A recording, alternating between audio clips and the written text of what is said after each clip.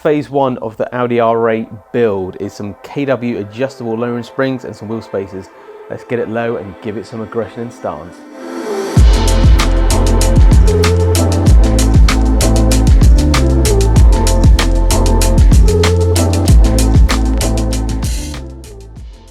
So let's talk about the kit. So as I mentioned, we're going with a KW height adjustable lowering spring, HLS for short.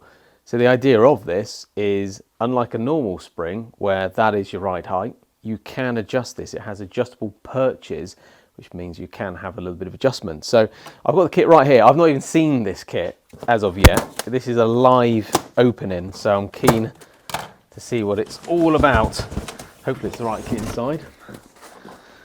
That would be a good start, wouldn't it? So the idea, as said, is you have the adjustment on this type of kit. So if you do want to change it in the future, depending on the specification that you go to, whether it's a different front splitter, for instance, or you've just realised that your driveway is a little bit steeper than you thought, it's a great option, and it saves having to dig out the expense for a set of coilovers. So here they are in all of their might. So colours, don't worry about that. We'll pick that up later.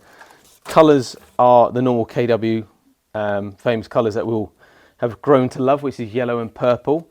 So effectively, this is what it looks like. In fact, I believe it's that way round. So you've got your helper spring at the top and your bigger spring at the bottom.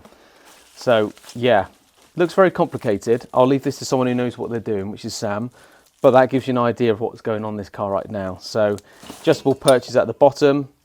And yeah, means effectively you can change the ride height. I'll be interested to know what range of ride height we get with this kit. I'm not looking to actually drop the thing down on its belly, because it's going to make it ride a little bit hard and it's going to be a bit undrivable here in the UK. So it's going to take a bit of fine tuning, but enough about that. Let's get this lovely bit of kit on. I can't wait. See you guys shortly. In all of that excitement, I made two mistakes. It's not HLS, it's HAS, height adjustable suspension. Sorry about that. And the other thing, wheel spacers. These are what's going on the car. So we've got a 13 and 16 mil setup. So ideally the rear is going to go 16 mil wider, front 13 mil wider. So that's going to be pushing on the outer edge of what this car will accept. So we'll see with some suspension tweaks and the wheel spacers, how it sits, how it rides. And we might do a little bit of finessing, but enough about that. HAS. I was going to get something wrong, wasn't I?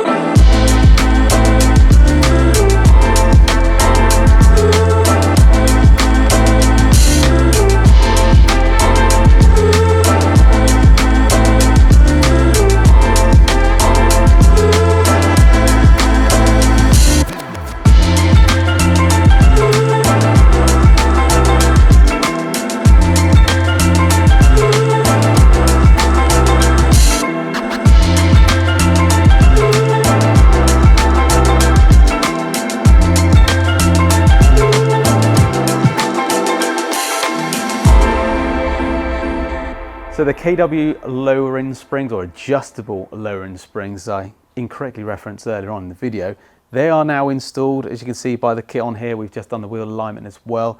So it looks fantastic with the spacers as well. It gives it a bit more stance. I'm really pleased with how it sits. With these lowering springs that are adjustable, it means we can go up and down depending where the car sits and kind of what we end up doing with the rest of the car. So we've got a few plans with it, as you've probably already heard. One of which is a carbon pack. So there's going to be a different front splitter on this car.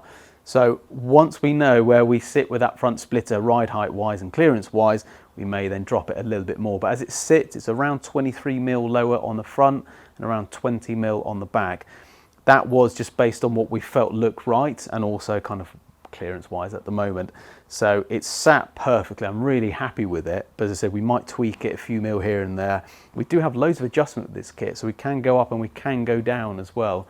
So that's what I love about this, is you just give yourself options.